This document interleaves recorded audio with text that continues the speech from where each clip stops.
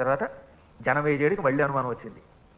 నీవు చెప్పే కథలు వినే కొద్దీ ఆనందం కలుగుతోంది, కొన్ని సందేహాలు వస్తున్నాయి. దేహమున్నంత వరకు సందేహం ఉండు, అందువల్లే అడుగుతున్నాను. ఒకప్పుడు నువ్వు దేవీ భాగవతం తృతీయ స్కంధంలో త్రిమూర్తులు ముగ్గురు అమ్మ దగ్గరికి మణిద్వీపానికి వెళ్ళారని, అప్పుడు అమ్మవారు తన శరీరం నుంచి మహాకాళి, మహాలక్ష్మి, మహాసరస్వతులను సృష్టించి బ్రహ్మకి, విష్ణువుకి, శివుడికి భార్యలుగా ఇచ్చిందని చెప్పావు. అమ్మవారి శరీరం నుంచి, ఆ పరమేశ్వరి శరీరం నుంచి ముగ్గురమ్మలు పుట్టారు కదా, మళ్ళీ అమ్మవారిని దక్షుడి కూతురని, హిమవంతుడి కూతురని, పార్వతిని పిలుస్తారు. లక్ష్మీదేవిని క్షీర సముద్రరాజ తనయ అంటారు. మళ్ళీ అప్పుడప్పుడు భృగు మహర్షి కూతురు గనక భార్గవి అంటారు. అమ్మవారి నుంచి పుట్టిందా ఆవిడ, లేక పాలసముద్రం నుంచి పుట్టిందా, లేక భృగువు కూతురు పుట్టిందా మహాలక్ష్మి? అలాగే పార్వతీదేవి అమ్మవారి శరీరం నుంచి వచ్చిందా, దక్షుడి కూతురు అయ్యిందా, హిమవంతుడి కూతురు అయ్యిందా? అది ఇది కాకపోతే సరస్వతీదేవి ఒక్కొక్కప్పుడు శివుడి చెల్లెలు అంటారు, నువ్వేమో అమ్మవారి శరీరం నుంచి సరస్వతి వచ్చి బ్రహ్మపత్ని అయ్యిందంటావు. శివుడి యొక్క శరీరం నుంచి పుట్టి ఆవిడికి సోదరు అయ్యింది, అప్పటి నుంచి సరస్వతికి కద్రూజాంగదు తోడబుట్టు అని పేరు, సరస్వతి సోదరు అంటారు. ఇందులో ఏది నిజం? ఇవన్నీ నాకు తెలియటం లేదు.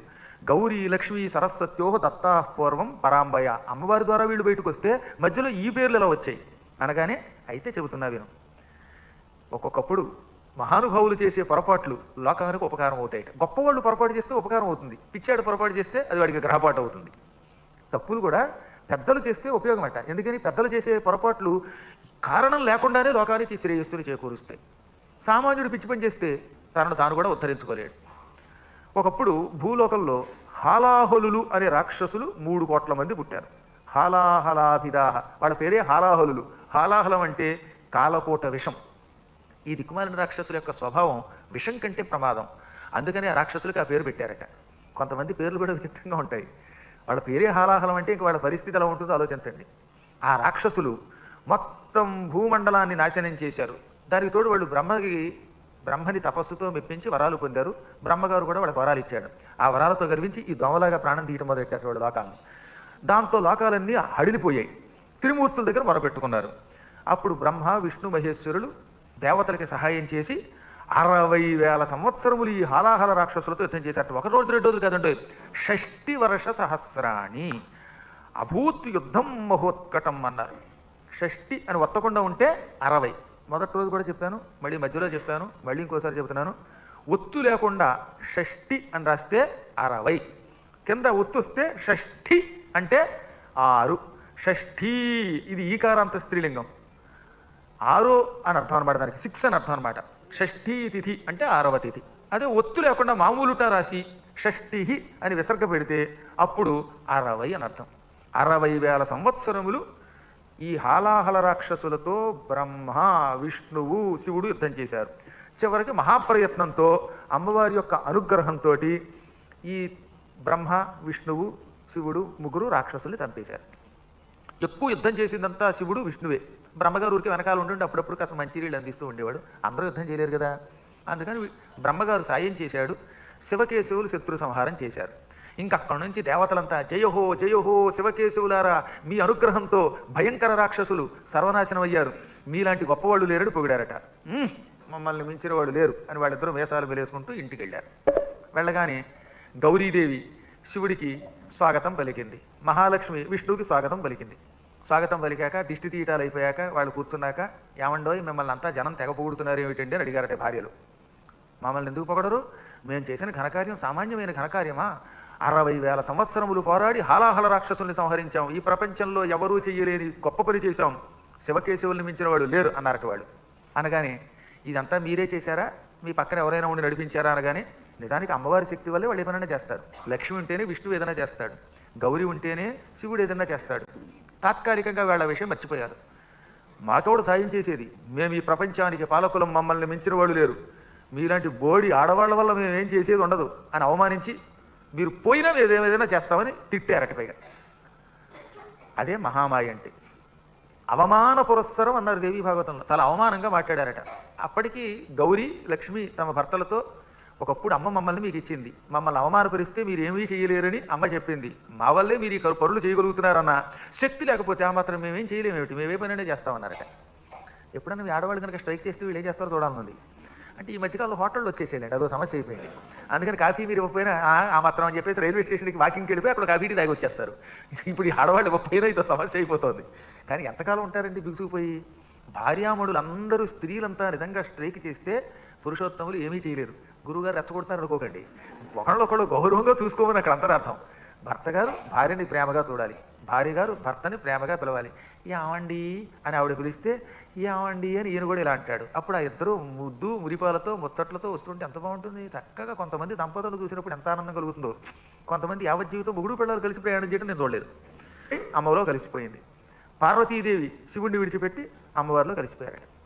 అంతర్హితేచ అభవతాం హాహాకారస్తదాక్యభూత్కసారిగా శివపత్ని పార్వతి, విష్ణుపత్ని లక్ష్మి భర్తల్ని విడిచిపెట్టి అమ్మలో కలిసిపోగానే ఆ ఇద్దరు శక్తి లేక శవాల కింద పడిపోయారు. పాపం అలా ఉండిపోయారు. అమ్మలు లేకపోతే అయ్యలిద్దరూ కదలని శవములు వలె ఉండిపోతారు, నిస్తేజస్కులైపోతారు. కాంతి లేదు, కళ లేదు, కదలిక లేదు, స్తంభించిపోయారు వాళ్ళు. దాంతో సమస్త లోకాల్లో వాళ్ళు హాహాకారాలు చేయడం మొదలుపెట్టారు. అయ్యో అయ్యో శివుడు కదలడం లేదు, విష్ణువు కదలడం లేదు, ఇద్దరూ స్తంభించిపోయారు ఏమిటి అనుకుంటున్నారట. దాంతో ఏమైపోయింది? చచ్చిపోగా మిగిలిన రాక్షసులు అమ్మయ్య శివకేశవులు బిగుసుకుపోయారు, ఇక విజృంభిద్దాం అనుకున్నారు. వాళ్ళు దేవతల మీదకి దండయాత్రకు వచ్చారు. ఇంకేముంది, లోకాలు మళ్ళీ పూర్వంలాగే దుస్థితిలోకి వచ్చేసాయి. అప్పుడు దేవతలు ఏం చేయాలో తెలియక పరుగు పరుగున బ్రహ్మ దగ్గరికి వెళ్ళి, బ్రహ్మదేవ హఠాత్తుగా శివుడు విష్ణువు ఇద్దరూ స్తంభించిపోయారు, కారణం ఏమిటో తెలియటం లేదు, కారణం ఏమిటి, ఈ శివకేశవుల్లో ఉన్న శక్తులు ఏమైపోయాయి అన్నారట. బ్రహ్మ అన్నాడు, ఇదంతా శివకేశవులు చేసిన చిన్న పొరపాటు. ఒకానొకప్పుడు హాలాహల రాక్షసులు మరణించాక మేమే గొప్పవాళ్ళమని అమ్మవార్ల దగ్గర శివకేశవులు డప్పాలు కొట్టారు. దాంతో అమ్మవార్ల యొక్క శక్తి వాళ్ళని విడిచిపెట్టేసింది. అమ్మ లేకపోవడంతో శివకేశవులు తేజస్సు లేక శక్తి లేక శక్తి విహీనులు అయిపోయారు. మళ్ళీ అమ్మవారి శక్తి వాళ్ళలో ప్రవేశించేదాకా ఈ ప్రపంచంలో వాళ్ళని ఎవ్వరం ఏమీ చేయలేము అన్నట్ట. మరి ఎలా అమ్మవాళ్ళ శక్తి మళ్ళీ వాళ్ళ దగ్గరికి ఎలా వస్తుంది? దానికి ఒకటే మార్గం, మనందరం హిమాలయ పర్వతానికి వెళ్ళి అమ్మని భక్తితో ప్రార్థిద్దాం అని అందరూ కలిసి హిమాలయ పర్వతానికి వెళ్ళారు. అత్యంత భక్తి శ్రద్ధలతో అమ్మని ప్రార్థించారు. నమస్తే విశ్వరూపాయై వైశ్వానరసుమూర్తయే, అమ్మ జగన్మాత విశ్వరూప అగ్నిస్వరూపిణి, నీ పాదపద్మములకు నమస్కారం చేస్తున్నాం, కాపాడు కాపాడు. శివుడు కేశవుడు కదలకుండా ఉండడం వల్ల లోకములన్నీ అల్లకల్లోలమైపోయి. ఏనైనా హఠాత్తుగా అదైంది. చూసారా, శివకేశవుల శక్తి లేకపోతే మైక్ కూడా అలా అయిపోయింది. ఇప్పుడు మీకు అర్థమైందా? అమ్మవారి శక్తి ఉపసంహారం అయితే ఈ గందరగోళం ఇలాగే వస్తుందన్నమాట. మరొక్కసారి గట్టిగా శ్రీమాతా శ్రీమా. అందువల్ల అమ్మని భక్తితో ప్రార్థించి శివకేశవులు నిస్తేజస్కులయ్యారు. మమ్మల్ని రక్షించమనగానే అమ్మ నా శక్తుల్ని వాళ్ళు అవమానించారు. మచ్చక్త్యోహో అవమానాచ్య జాతావస్థ తయోర్ద్వయోహో, ఆ ఇద్దరికి నా శక్తులను అవమానించటం వల్ల ఈ కర్మ పట్టింది. అయితే అయ్యింది, ఏదో అయ్యింది. ఇప్పుడు వాళ్ళని మళ్ళీ నేను అనుగ్రహిస్తాను, తాత్కాలికంగా కొంతవరకు వాళ్ళకు ఓపికిస్తాను, నా శక్తిని వాళ్ళలో నింపి. అయినా మళ్ళీ వాళ్ళ భార్యలు వాళ్ళకు వస్తేనే నాలో ఉన్న మహాలక్ష్మి, నాలో ఉన్న మహాకాళి తిరిగి ఇటు విష్ణువుని శివుణ్ణి పొందితే కానీ వాళ్ళు పూర్వపు వైభవం పొందరు. పొందాలంటే నాలో కలిసిపోయిన ఆ శక్తులు మళ్ళీ అవతరించాలి. కాబట్టి మీలో ఎవరైనా నా శక్తిని సంతానముగా భరిస్తానని ముందుకొస్తే వాళ్ళకి నేను పుత్రికగా పుడతానన్నది. వెంటనే దక్షుడు ముందుకొచ్చాడు. జగదంబ ఆ భాగ్యం నాకు ప్రసాదించు, నువ్వు పార్వతీ శక్తిని నా ఇంట్లో నా పుత్రికగా పుట్టించన్నాడు, మహాకాళిని నా ఇంట్లో పుట్టించన్నాడు. అప్పుడు సముద్రుడు వచ్చాడు.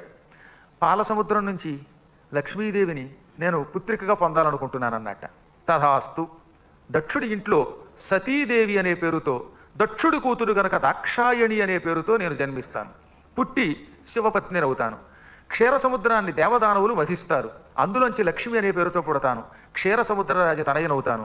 అలా లక్ష్మిగా పుట్టి విష్ణువుని స్వీకరిస్తానన్నది. అన్నట్టే దక్ష గృహంలో దాక్షాయణిగా పుట్టింది. ఈ దాక్షాయణిని దక్షుడు శివుడికిచ్చి పెళ్లి చేశాడు. సతీ శివులు మళ్ళీ దంపతులు అయ్యారు. ఆ తర్వాత దేవదానవులు పాలసముద్రం చిలికారు. ఈ క్షీరసాగర మథనం నుంచి లక్ష్మీదేవి పుట్టింది. లక్ష్మీదేవి విష్ణుపత్ని అయ్యింది. చూసావా, ఇది అసలు కథ. ఒకప్పుడు అమ్మవారి శరీరం నుంచి వచ్చి కూడా మళ్ళీ నా శక్తులు నాలో కలిసిపోవటం వల్ల, అమ్మవారిలో కలిసిపోవటం వల్ల, దేవతల ప్రార్థన వల్ల మళ్ళీ అమ్మలో కలిసిపోయిన ఆ శక్తులు దక్షపుత్రికగా సముద్రపుత్రికగా అవతరించారు.